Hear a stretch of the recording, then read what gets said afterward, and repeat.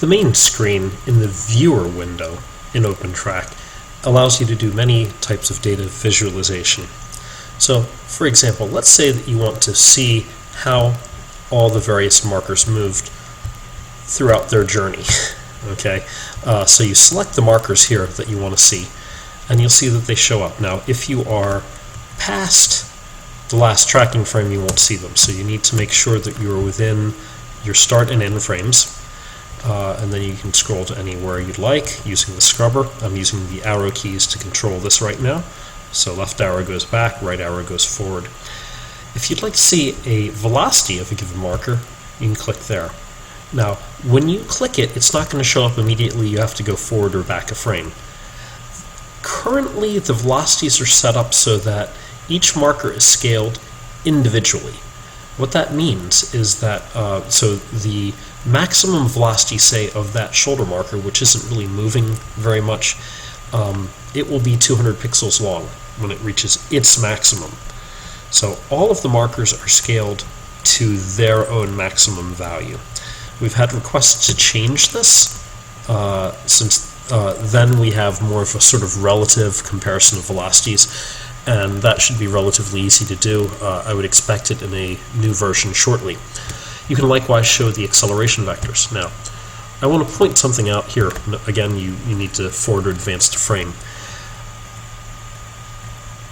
The key idea with these acceleration vectors and with the velocity vectors that you need to keep in mind is towards the beginning and toward the end of the video, you end up sometimes getting what I'm going to call end effects. This happens due to filtering and calculation of derivatives. The velocities and the accelerations are calculated in such a way that you can sometimes, right near the end, usually within about 11 frames of the end, you can sometimes see some weird stuff going on. Do keep that in mind if you're using data like this.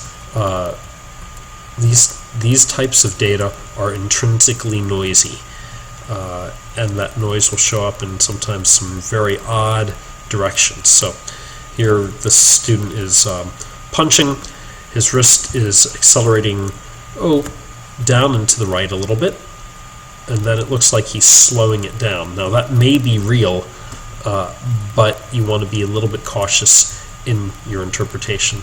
The velocity vector, however, at the wrist looks like it's going in the right direction. Same thing with the elbows and shoulders. So do keep all that in mind. Let's turn these off now. You can also show the actual tracks where the markers went. You can fade these paths if you want to. So what does fading the path do? It means that after so many paths, these will actually start fading away so that you won't see them. If you don't want to see every single darn frame here, you can skip by 1, 2, however many you'd like. So now not all of those frames are showing up. And that sometimes makes it a little bit clearer for people to visualize what's going on. Now you'll also see this thing with link paths. We haven't created any links, so let's go ahead and do that. I'm going to add a link. Say, let's call it upper arm. So the first marker will go from the lateral shoulder, which is about the shoulder joint center, and we're going to go down to the elbow joint center, and we'll make it dark blue. Click OK.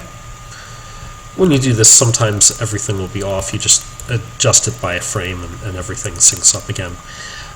If you turn that on, you will now see there it is, and perhaps I should have chosen a lighter color. Let's add a second link. The second link, let's call it arm. We'll call it forearm. That's the common usage. And we'll go from the elbow joint center to the wrist. Let's make that a brighter color, perhaps a yellow. So again, everything else is there. Let's make sure both of those are on. Now you can see here is the forearm link. So just as we can show markers,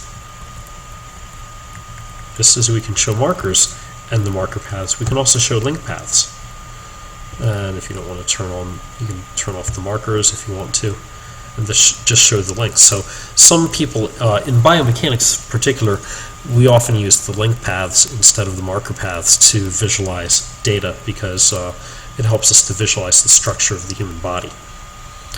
All right, finally, we can add angles. So if we wanted to get the joint angle between here, well, you need to create links in order to create angles. So this gives you relative angular measure. Let's call this elbow, JA, elbow joint angle, and we'll do the upper arm as the first link and the forearm as the second link. Order matters, as you're going to see here. So click OK, and there it is. Now, there's nothing really to display here with the angle, so I'm going to go and turn all of these off, and I'll just give you a preview on the graphics. So we'll turn all of those off. I'm going to click there and go to the Graphs tab and scroll all the way down, Orientation. Let's go ahead and plot that, and there it is. So 120 degrees down to about 20 degrees by the end of the punch. So that punch took about 1/10 of a second, so that's a pretty fast punch. So 120 degrees, is that right? Let's look at those links again. We're showing the link paths, we're going to turn those off. Okay, so 120 degrees near the beginning.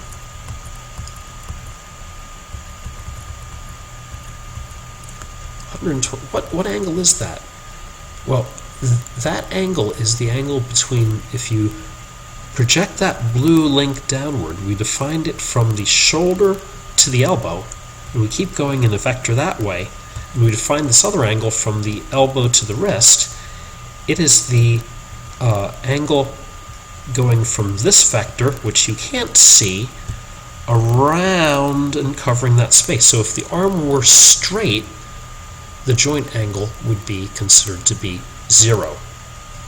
And in fact, as we progress towards the end, whoops, too far. So here we're at frame 277. Look at the graph. We are really close to 0. We are progressing to 20 degrees, and 20 degrees, as I hope you can see there, is really not a very large angle. That's the angle again, extending out here, going upward. So when you interpret your angles, you need to be a little bit careful. Right, well that's all for now. I will be showing more about the other tabs that you can see.